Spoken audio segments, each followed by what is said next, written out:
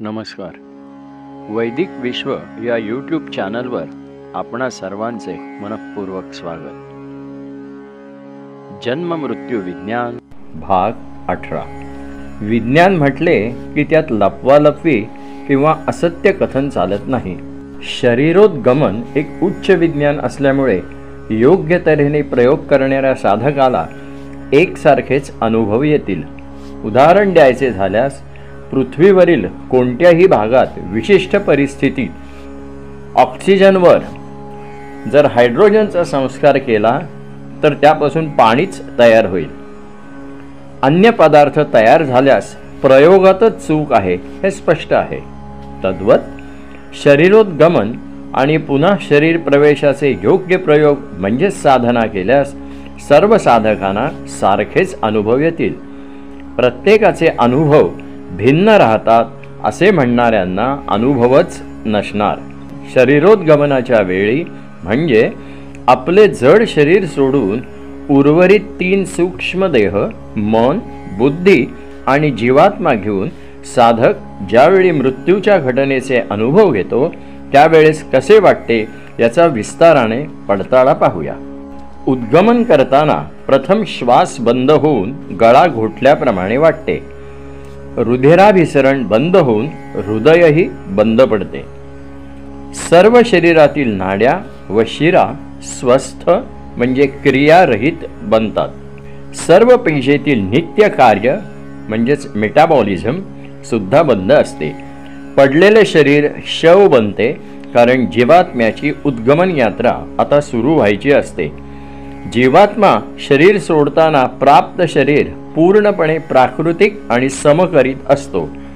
असल्या शरीराला वैज्ञानिक परिभाषेत शव असे म्हणतात. जीवात्मारहित शरीर शव तर जीवात्मा सहित शरीर शिव म्हटले जाते.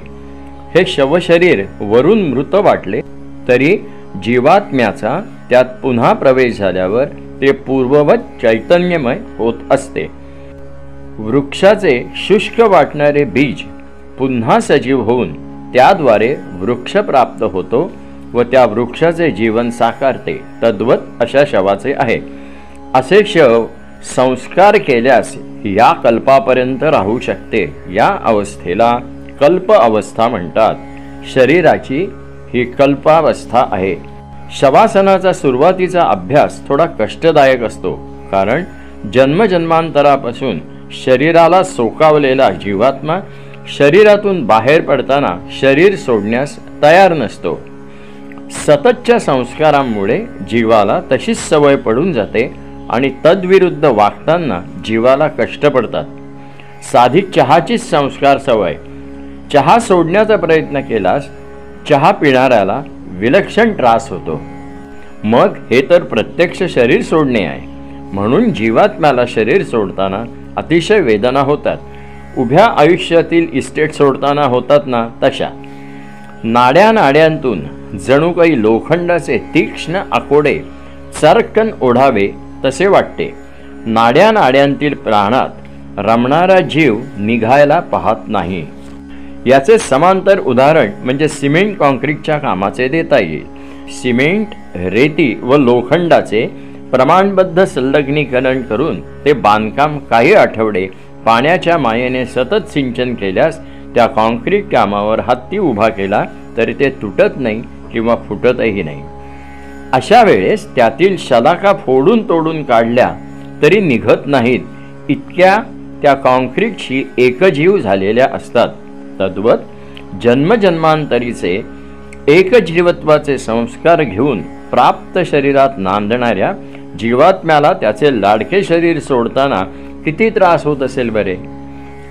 थॉमसन मूडी या अमेरिकन लेखकाने काही वर्षांपूर्वी प्रत्यक्ष मेलेल्यांचे व नंतर पुनर्जीवित झालेल्यांचे बरेच अनुभव आपल्या लाईफ आफ्टर लाईफ नावाच्या पुस्तकात लिहिले आहेत. त्यात त्यांनी अशा तऱ्हेने प्राकृतिक मरण येणाऱ्यांना जड शरीर सोडताना इतर सामान्य अनुभवांसह आणखी एक विचित्र अनुभव आलेला सांगितला आहे, आणि तो म्हणजे आपण एका काळ्याकुट्ट खोल दरीतून तरंगत जात आहोत असा मरणाऱ्या व्यक्तीला अनुभव येतो.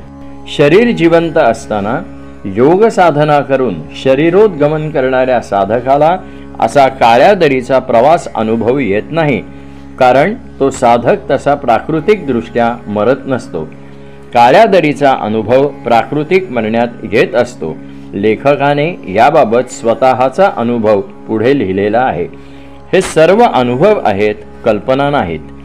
मरणाऱ्या प्रत्येक व्यक्तीला असाच प्राण घेऊ अनुभव येत असावा, म्हणून त्या जन्मजन्मांतरीच्या अनेक मृत्यू संस्कारांना धरून मरताना प्रत्येक जीवाला भयंकर वेदना होत असतील. मरणाला प्रत्येक जीव भीतो, मग ती मुंगे असो की माणूस असो. पुनर्जन्माचा हा एक भक्कम पुरावा आहे. सतत साधना अभ्यासामुळे मग यातना कमी होऊन शवासन करताना साधकाला उलट एक प्रकारची मनःशांती आणि असीम आनंद होतो. शरीरातील सर्व नाड्यांतून प्राणशक्ती सरकन वर सरकते. रुधिराभिसरण बंद होते. श्वास बंद पडतो. जड शरीर व जड जगताचे विस्मरण होते. नंतर आपण विमानाप्रमाणे शरीराबाहेर निघून जात आहोत असा अनुभव येतो. काही साधकांना त्यावेळी सायरनसारखा किंवा एखादी स्केल पट्टी दोरीला बांधून ती वेगाने फिरवली असता जसा घुई घुई आवाज येतो तसाच काहीसा आवाज येतो. त्या अवस्थेतील दिव्य डोळ्यांसमोर एक विलक्षण तेजस्वी आणि गतिमान चक्र दिसते. पण हा अनुभव सर्वांनाच येईल असे नाही. ज्यांना येईल त्या साधकांना शरीरोद्गमन करताना हे चक्र अपसव्य म्हणजे उलट गतीने म्हणजेच अँटी क्लॉकवाईज फिरताना दिसून येईल. शरीरात प्रवेश करताना हे चक्र सुलट गतीने म्हणजेच सव्य गतीने किंवा क्लॉकवाईज फिरताना दिसेल. थोडक्यात मृत्यूसमयी म्हणजे जड सूक्ष्म शरीर विघटन होताना दिव्य चक्र अपसव्य गतीने, तर शरीर प्रवेश वा जन्म घेताना ते चक्र सव्य गतीने फिरताना दिसेल. ज्या वैश्विक चक्रगतीचा अनुभव घेऊनच आपल्या ऋषीमुनींनी वैदिक परंपरेत काही संस्कार सांगितले आहेत. ते म्हणजे परमेश्वराला मंदिरात गेल्यावर प्रदक्षिणा करावी. दक्षिण म्हणजे उजवी बाजू व वाम म्हणजे डावी बाजू. मंदिरात भक्ताने मनात इच्छा ठेवून परमेश्वराच्या सव्य म्हणजे उजव्या बाजूनेच फिरावे, तर श्राद्ध समयी पितरांना पिंडदान करताना अपसव्य म्हणजे डाव्या बाजूनेच फिरावे. असे का करावे याबद्दल पुढे विवरण येईलच. लिंग शरीर अवस्था.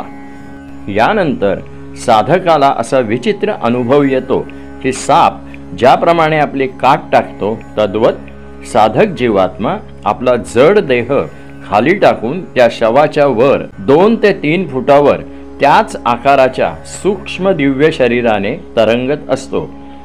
म्हणूनच या दिव्य अवस्थेचा अनुभव घेऊन संत तुकारामांनी आपल्या सरळ अभंगवाणीत त्याचे वर्णन केले आहे. तुकाराम महाराज एक महान योग साधक होते.